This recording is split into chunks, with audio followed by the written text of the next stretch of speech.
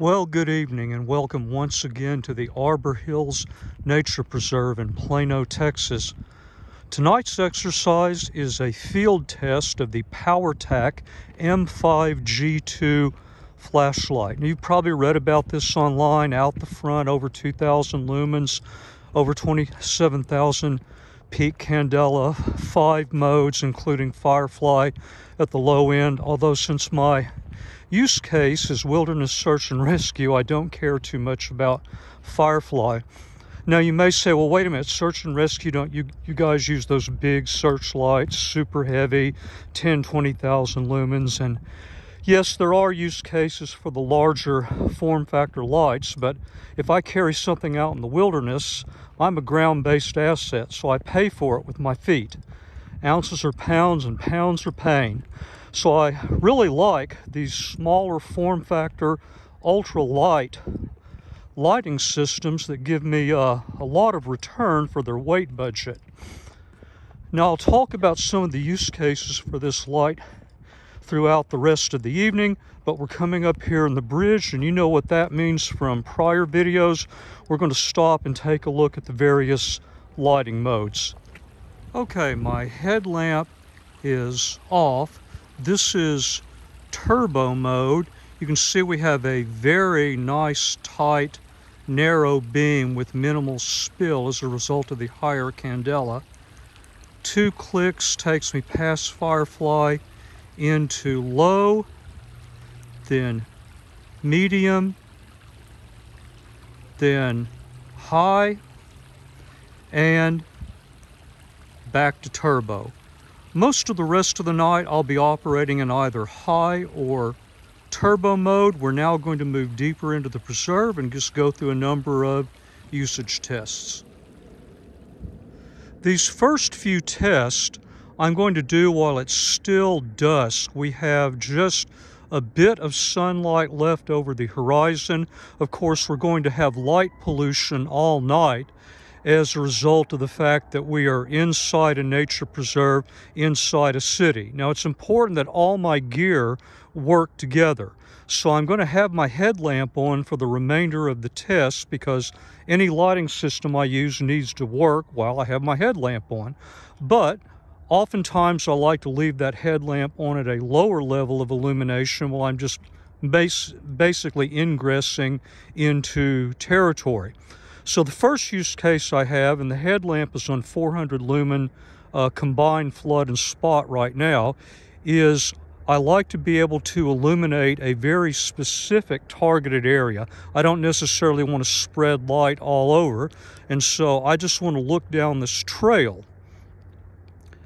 And I know it's probably not showing up on the iPhone, but absolutely fantastic visibility all the way to where I lose line of sight in the trail, where it's blocked by that tree off to the right. So if there was just something very, very tiny reflective out there, I could pick it up very easily.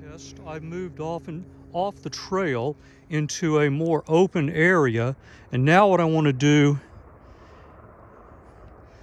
is just scan this tree line. Now I'm having trouble out there at distance simply because there's too much light pollution in the back, but as we move closer here, now I'm getting excellent visibility through the trees. And of course, as it gets darker, this will get better, but I like to do tests under less than ideal circumstances. This is looking really good. Let me get over here. So those trees I'm looking at are about 140 to 50 yards at the furthest. Now I will point out that I've had the light on turbo here for a while, and the head is definitely getting warm. The rest of the body, no problem. And here's yet another variation where I'm looking down a trail and then out into a creek, and there we are on turbo. So I'm just lighting up the creek and then back into the trees and then down this trail. Nice thing about this particular form factor is this is a good level of illumination, you know, especially for inside 100 yards. The reflections coming back at me, you know, are not annoying or anything like that, yet I have very good visibility deep into the tree line there.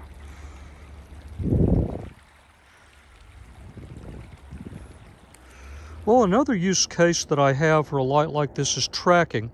Now, I've really turned my headlamp down, and the ground is really kind of too hard right now to leave any type of significant track, but I'm still looking straight down at the ground.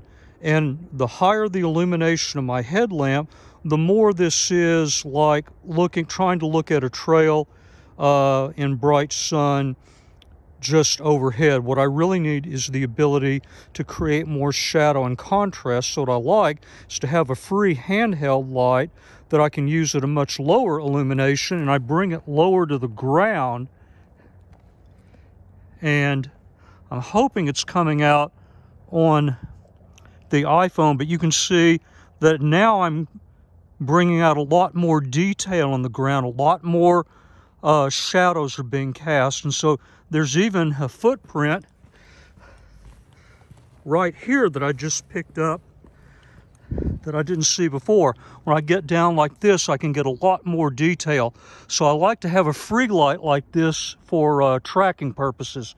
And if you're interested, leave a comment and I'll do a complete video on this subject. You see, I'm picking up all sorts of older footprints right now that I didn't even see just a minute ago.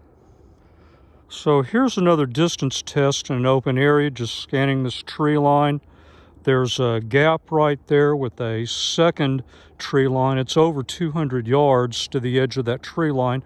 Just barely have visibility because of some particulates in the air causing unwanted reflections. But again, every light looks great under perfect conditions. So I like to test under more inclement conditions. There we go. Now I've turned my headlamp off for this test. We have background lighting from the city and we have some lighting from the observation tower. Now the headlamp does interfere with the flashlight display a bit, but again, I like to test under less than perfect circumstances. But this is a lot of lighting in the background, and I can see through the gaps in those trees. Another use case I have is as a beacon. You notice I have the light mounted to a tree, and it's pointed back into a direction that I want to move, but maybe the terrain is such that I can't approach from this direction. I have to approach from another angle. So I can keep the beacon directed to a specific target, and I can approach from another angle. Another use of the beacon is in case I find someone and I want to direct other responders to our location. I could direct that instead of out across territory, I could direct it up into the sky, and that could be seen at a much greater distance than, say, a chem light. So this is another use I have for a free light. Photonic barriers are often a very interesting test.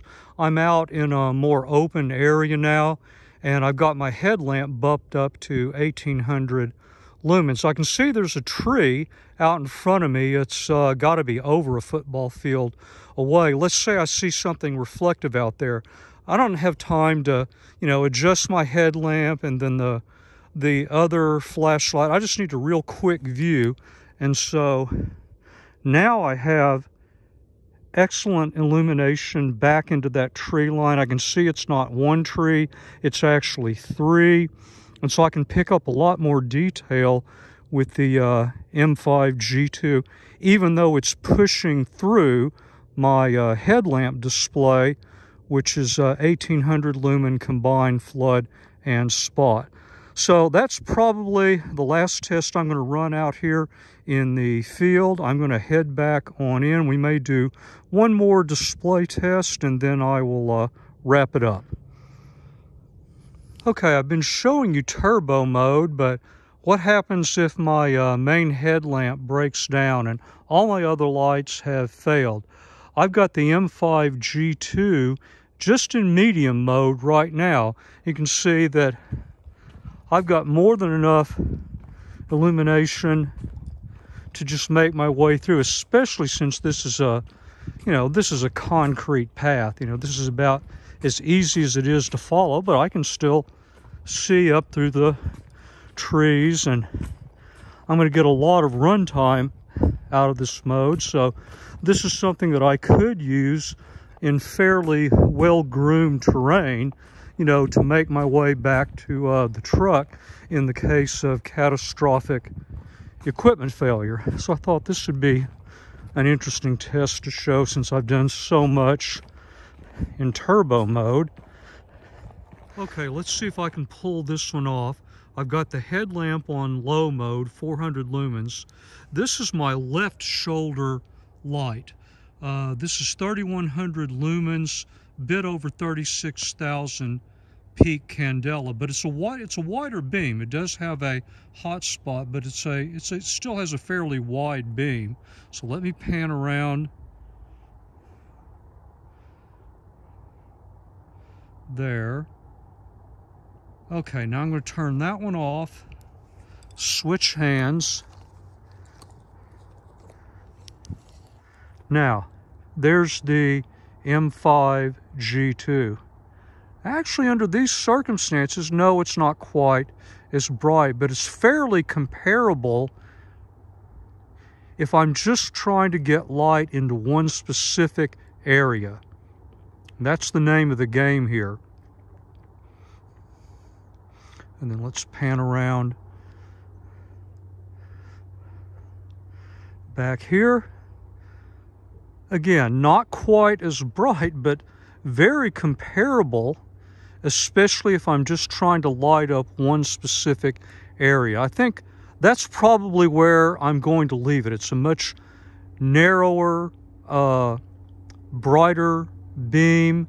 It has multiple modes, and of course, those can probably be tailored to your specific use case or cases.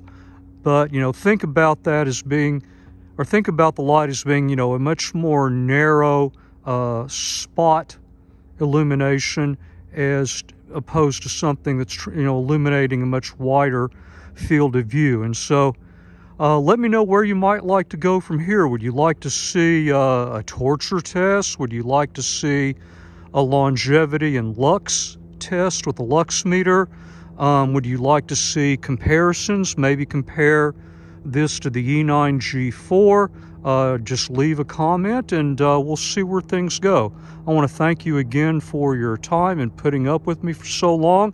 And that's going to close it out. We're seeing a little bit of a step down here finally at long last after over an hour and 20 minutes, just in the time that I've been recording this segment. Yeah, we're definitely seeing a step down there. So that's another interesting data point. And again, I appreciate your time and sticking with the video. And if you'd like to see more, just leave a comment. Thank you very much.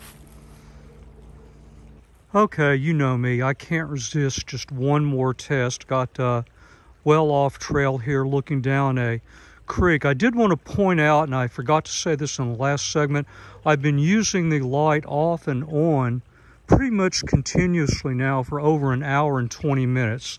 So there is lighting up the area down the creek.